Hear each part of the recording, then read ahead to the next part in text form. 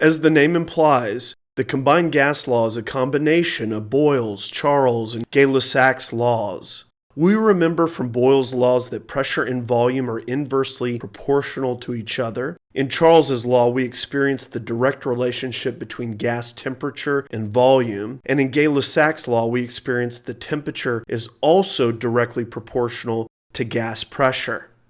The combined gas law applies to a gas with constant mass, just meaning that the moles of gas do not change. When you have all three variables in an equation, it changes their relationships with one another because their values change.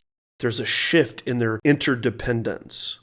The combined gas law is represented as initial pressure times initial volume over initial temperature equals final pressure times final volume over final temperature. These relationships can be used to predict pressure, volume, and temperature